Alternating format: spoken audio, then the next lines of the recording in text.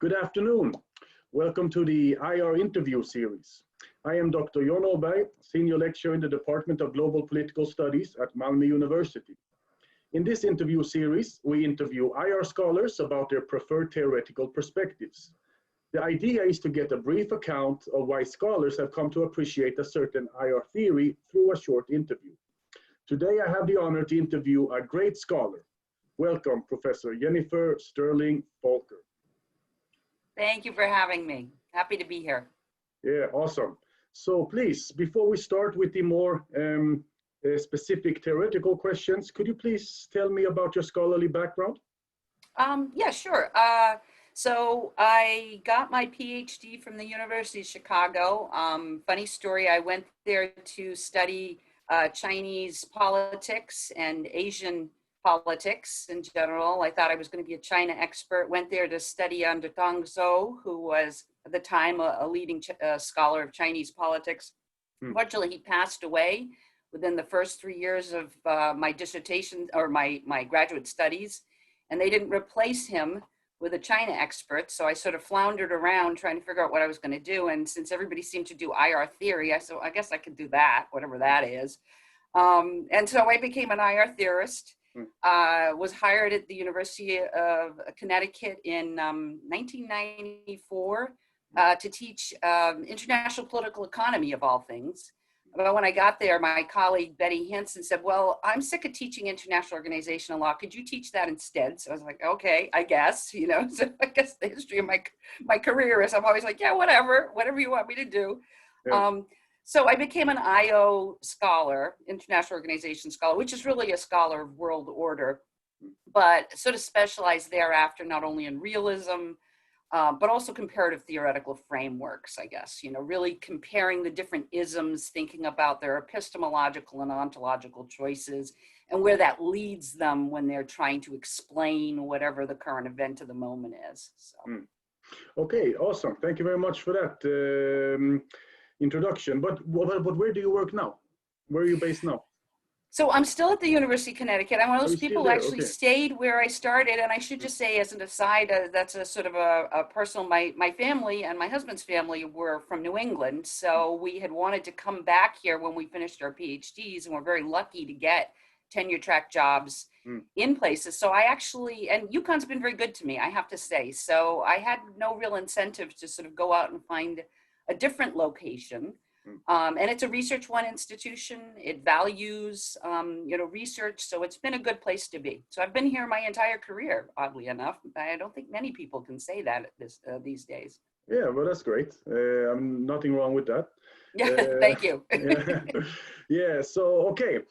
So you have done some very enlightening and pedagogical work on IR theory. I'm a big fan of your book, Making Sense of IR Theory, and also a number of articles that you have written. And you also identify as a neoclassical realist or as a realist constructivist.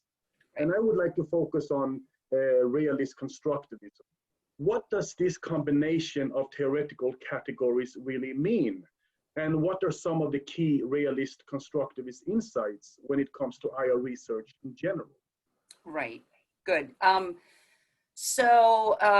point that depending on my audience, I might identify myself as neoclassical versus realist constructivist or vice versa. I'd say neoclassical realism is the one that sort of caught on. It's become more popular. So sometimes I'm identifying myself as that because that's a nomenclature that people are more used to.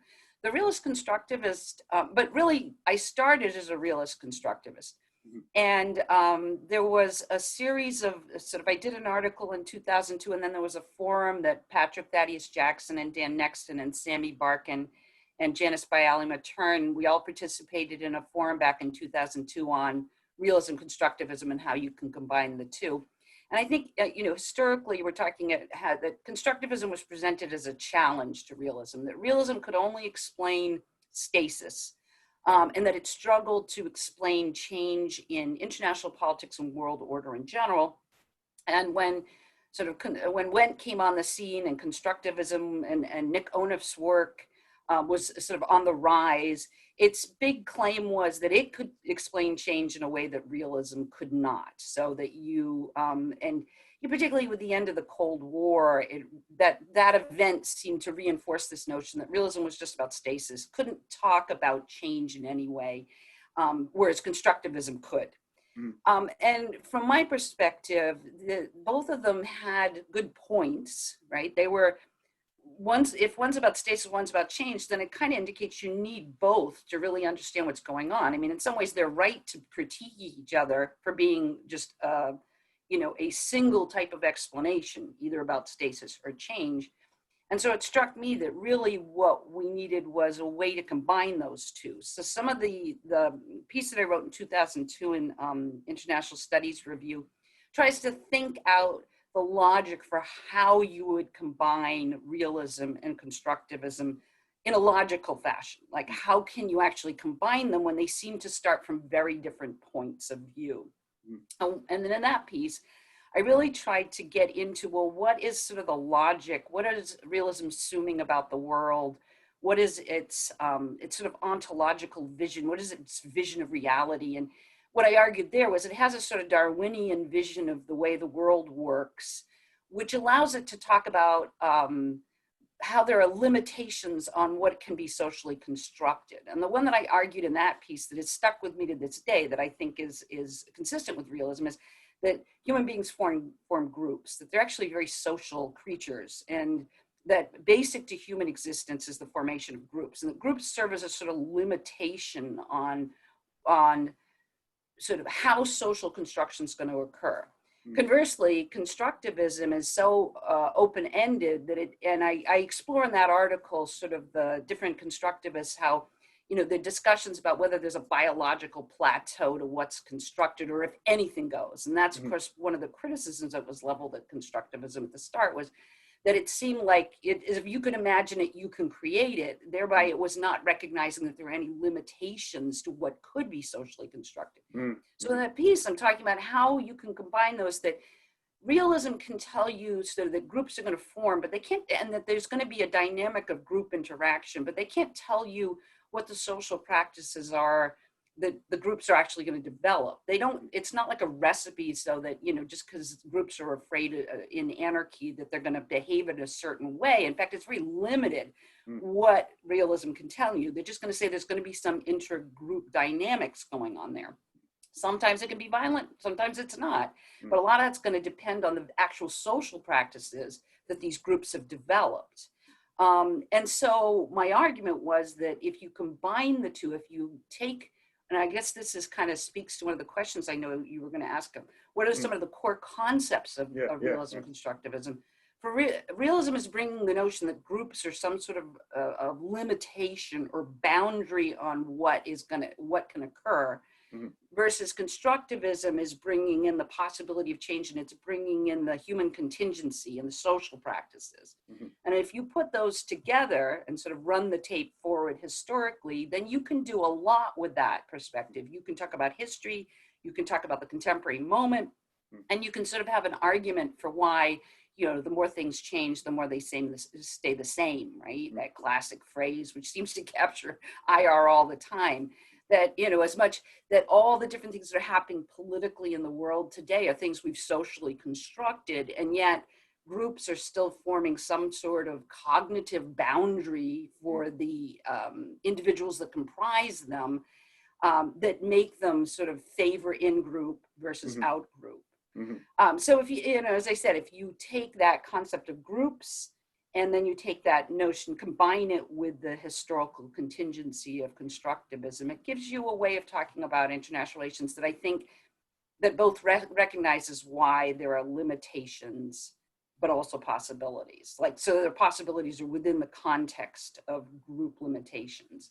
Okay. And I think that then allows realism to have more dynamic stories about how, say, liberalism operates both as a universal concept, but also each individual in today's world, nation states, have particular versions of liberalism. So it enacts differences within at the same time that you can have a universal principle. But realism on its own couldn't talk about that. In reality, I think most realist texts are pretty dull. If you're talking about unipolarity, most of them are very kind of dull about that. They just sort of say, well, great power is liberal and let's move on.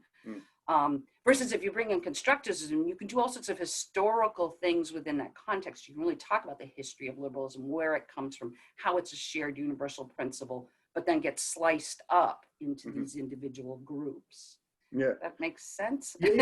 So Complex.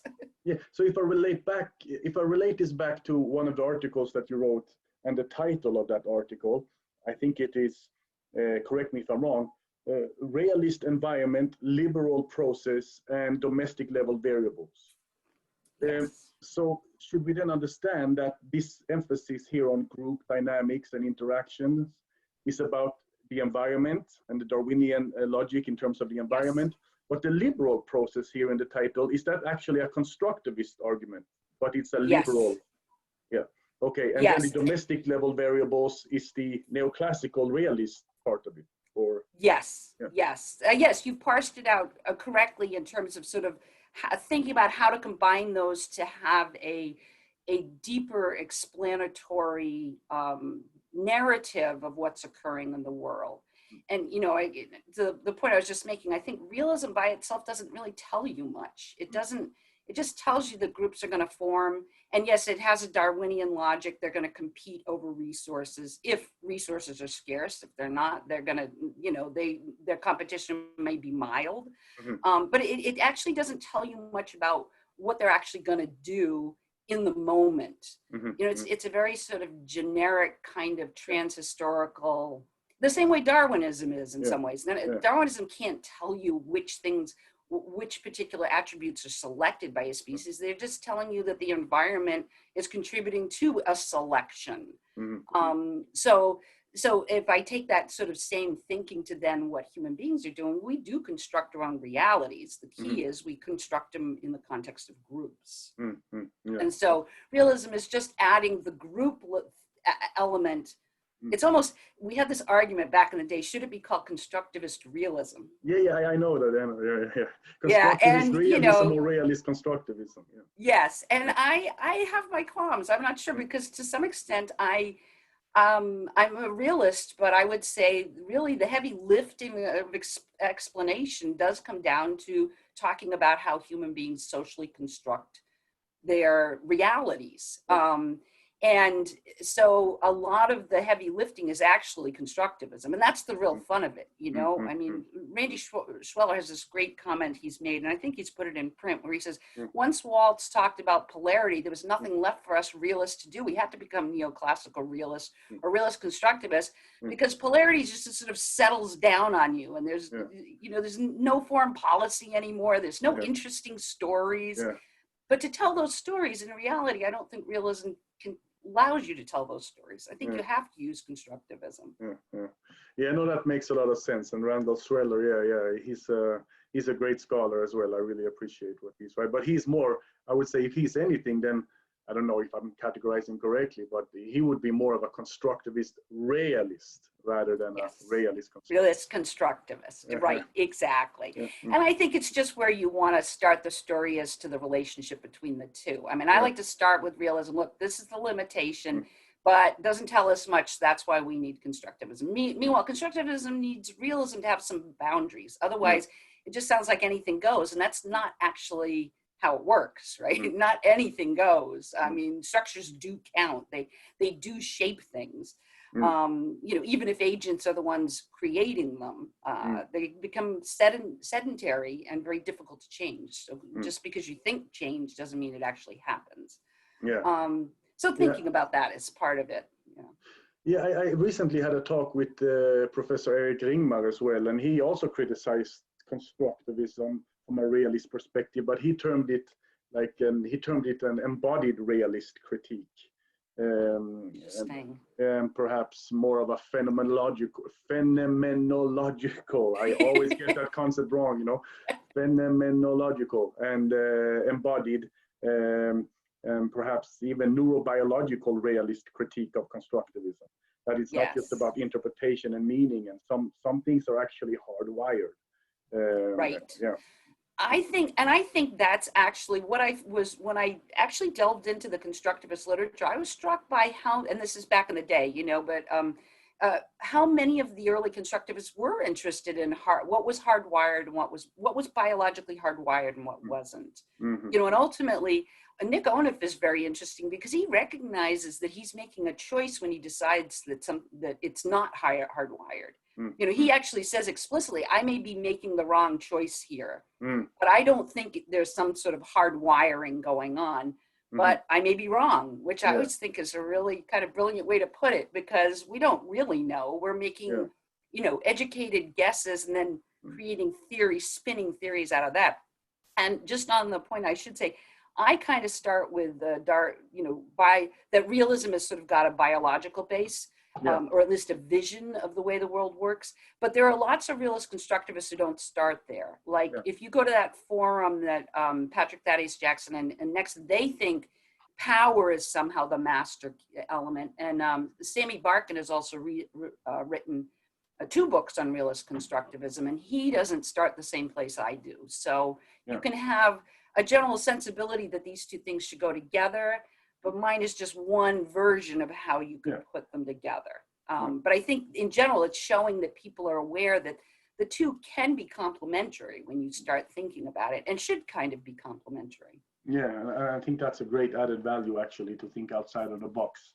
But perhaps a little hard for first semester students. Yes. And in some sense, the isms, they are good. And I think, good, but I think they have their place for good reasons. And I think your book, Making Sense of IR Theory, really shows some of that and why they have their place. And it's very pedagogical in the sense that you have a number of different IR theories and you apply them to one single case. So we have one single case here, the US intervention in Iraq 2003, for instance, that's the second edition. And you make use of all these different theories and how they would make sense of them differently. Or make sense of the case differently. I'm thinking of doing, just real quick on that, of doing a 3rd edition on Brexit. Okay, that's very good. That's very interesting and relevant and contemporary. So I hope you can succeed with that. All right, so let's continue with some other very interesting discussions so far. Thank you very much. But some other questions. So if you are to choose 2 or 3 core realist constructivist concepts, which ones would you choose and why? So I would choose from the realist side groups, that thinking in terms that human beings form groups. Now, I should say I use the word groups, but I've also been persuaded over time that Yale Ferguson and Dick Mansbach had all this work on polities. And I think that that's actually a more useful concept. So I think they were just coming out with that work when I was beginning my own. And I didn't encounter it until a little later, and then realized that it's probably more useful to think in terms that polities form, and what they define polities as being some combination of authority, identity, and ideology. And that you can have multiple polities, you can have nested polities. And I think ultimately, I would say groups/polities is a core concept, that human beings tend to want to form these things. And that's sort of the hardwiring in our species, that we're going to form, we're going to tend to form groups. But then beyond that, I would say the other concept that I would really flag, and this comes more from the constructivist end, is then how that interfaces with the development of identity, human identity, into collective identity, right? So, an infant is born and they're just sort of so much stuff. And then what they become thereafter is, in fact, learned behavior, is socially constructed, but it's within the context of a group. Initially, well, in today's world, nuclear family, expanding out to local communities, towns, cities, nation states. And obviously, historically, that's varied sort of what they're socialized into. But that sort of their identity is a social construction within that context. So those 2 things, in my mind, are sort of the master things that I took out of the combination that I continue to be interested in today. For instance, I know one of the questions yours is sort of how would this apply? And there's all sorts of ways you can use realist constructivism, but I think, identity as being this sort of collective, socially constructed process. You can see it and some of my recent work is on nationalism, right? So if you think about nationalism and the development of nationalism as a sort of modern ideology, as you know, the state consolidated territorial sovereign power, and then encouraged this nationalism that linked into existing polities that were already there and sort of subsumed them. Sometimes when they couldn't subsume them, of course, ethnically cleanse them. So it was a very violent process. But what you eventually have now today, and a lot of the nationalism literature is going in this direction, is this notion that actually nationalism serves as sort of the modern ideology for the entire world order. And because our identities are literally socialized into it. From the moment we are born, we are in now a group that tries to inculcate in our very identities, our individual identities, and then our larger collective identities, the notion that we were part of a national unit that is separate from other national units. And, you know, you can see this when in the nursery rhymes that children are taught. One of the things that I ask my students when we talk about this is, when you were in grade school, were you ever given those sheets of paper where you colored in the geography of the US? You know, and by doing those things, you're actually internalizing this notion of difference between one nation and the next. And so it's reinforcing a notion of Westphalia, state and nation working together as the dominant world order, and it's happening at the identity level. And so that concept for me is coming from constructivism, not realism. Realists are usually not interested in those questions. But yet I think they're missing a good chunk of the story. If they want to argue that Westphalia's, you know, keeps reinforcing itself, they're not, they want to stay up at polarity level. I'm like, no, it's reinforcing itself in the very individuals that we are socialized into. And that component of the argument is straight out of social constructivism. Yeah, they have a different understanding of socialization as well, because Waltz would emphasize competition and socialization as well. Exactly. But it's more of socialization that comes as a product of power politics. And brute force and survival of the fittest kind of thing. Right, and that can happen. It's just missing the actual daily practices that we're actually engaged in. I mean, I think it's missing, again, the rich story that's really of interest to most of us. You know, how is world order functioning? How does it keep re-entrenching the nation state? And those are, I'm teaching a course on world order right now, and so we're reading a lot of the contemporary literature, and it's just this ongoing discussion about where you can see it from the end of the Cold War till today, this prediction that Westphalia was on its way out. Well, and the argument's even older than that. Westphalia is on its way out. The nation state's in decline. It's being replaced by multiple actors and positions of authority. And yet the nation state keeps re-entrenching itself, right? And so some of the more recent work is saying, why does this keep happening? And I think in part because, again, where people are looking, they should be using constructivism and looking at identity. That's my take. I think when you do that, you begin to see how it's getting reinforced at a very fundamental level in the nursery rhymes and the geography lessons we're teaching our children. That are then reinforced by media and so on and so forth. So I think that's why I like the combination of the two. That realism points me in the direction of the question, but it doesn't give me the answer. It's constructivism that will give me the answer. But then there would perhaps, and maybe we shouldn't go this route because we maybe would run out of time, and perhaps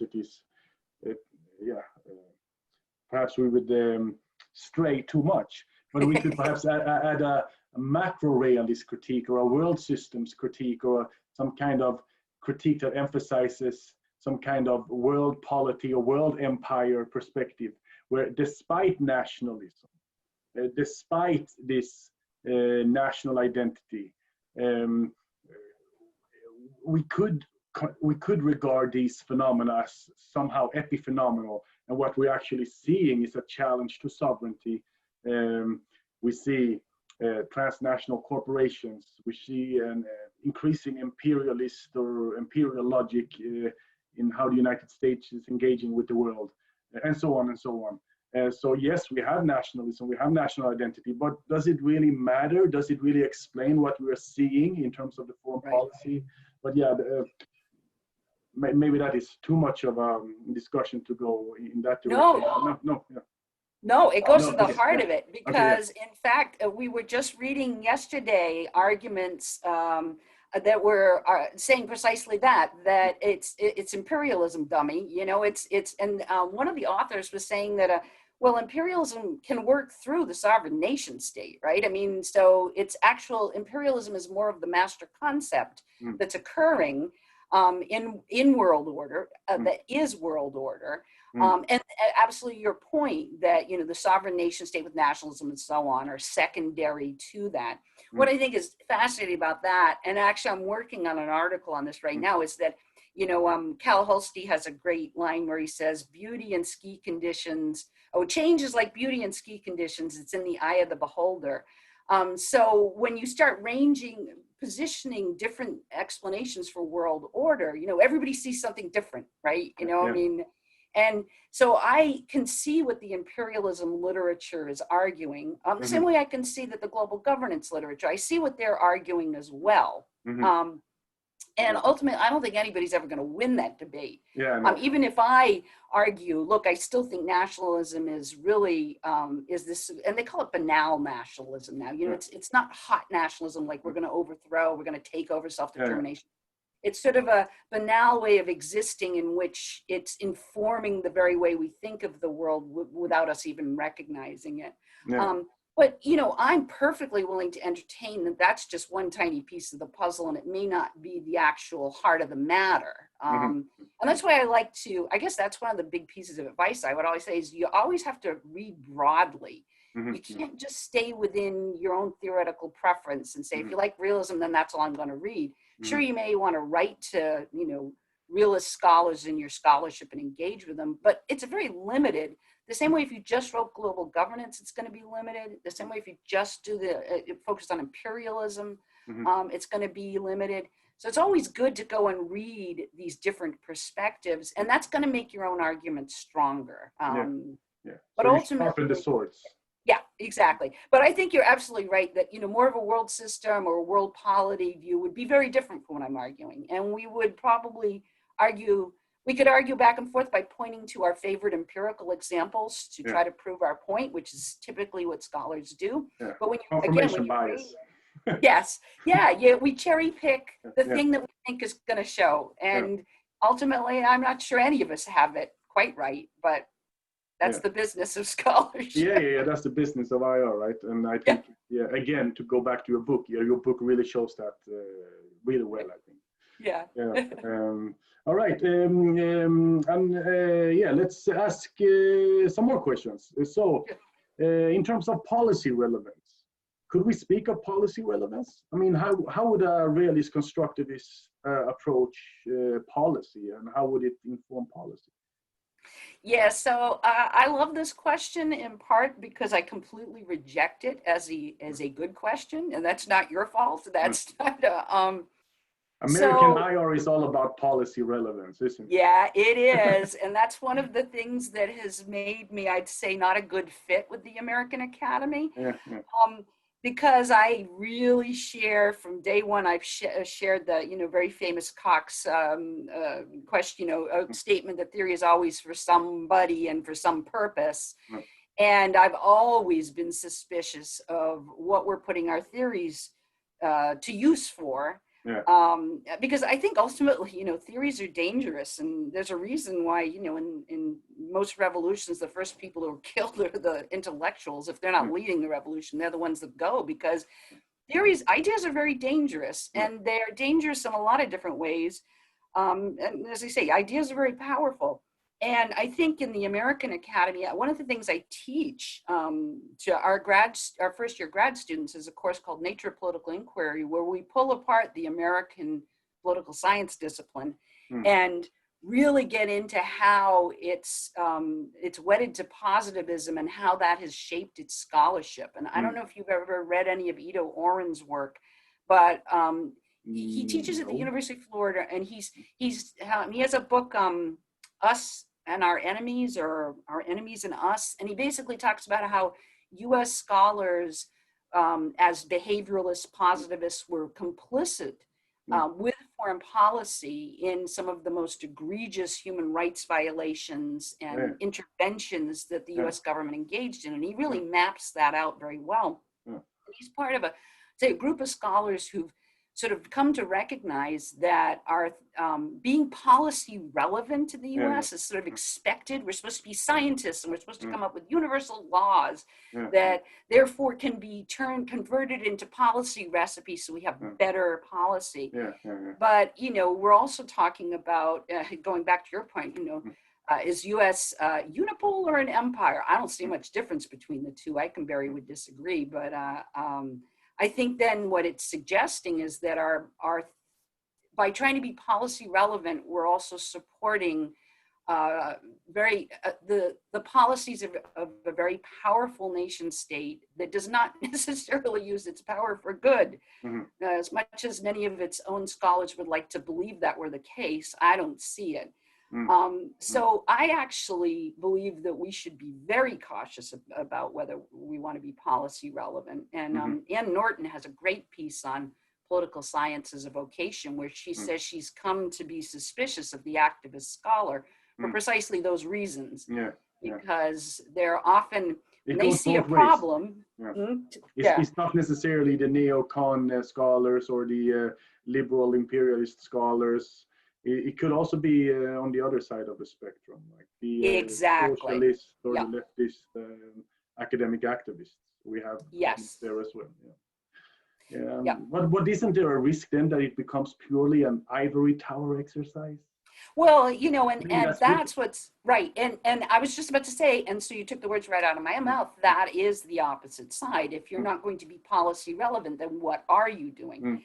And here's where the pedagogy works in, because of course we are teachers. At the end of the day, I've always felt that no matter what the American political science discipline wants, in reality, we are simply producing the next generation of citizens every 4 years, right, as they graduate. And those citizens, of course, go on to enact what they have heard. They have been shaped by the theoretical ideas that they encounter. That doesn't mean they all walk away saying, oh, I'm a realist, or I'm a liberal, or I'm a feminist. But certainly those ideas are filtering into then how they approach the world and reinforcing, you know, going back to nationalism. I mean, they learn that we're in a world of sovereign nation states, you know, from day one. That's sort of reinforced by the theories they hear, by the ideas they hear. So when they go out later and they get a job and they're working for a company, they're already primed to think in national ways. The media reinforces that by posing things in terms of, you know, U.S. is a world leader, you know, and the world needs the U.S. and it's the world of other nation states. So what we're really, where our relevance comes in how we're teaching our students. Here too, I think most scholars teach their students in a way that simply reinforces the dominant discourses and practices. This is where I think, this is actually my advice, that I think we should be teaching them to think much more reflexively about the world. Certainly, I agree with that a lot, actually. And I am, in terms of vocation, teaching as a vocation, to echo Patrick Thaddeus the accent, perhaps, or to echo Weber, perhaps. Teaching. We can't give Patrick all the credit. It's true. But sorry, I really have to end the interview now, because my son is having football training, or what you call maybe soccer training. Yes, indeed. So I'm really sorry for this very brief ending. That's fine. I got plenty of work to do. Because the training starts in actually 20 minutes, so I really forgot the time. But it has been a pleasure, and it was really awesome to talk to you. It was thank great you to very talk much to you. For participating, and the students will certainly learn a lot from this. All right, thank you very much again. Very good. It was great to talk.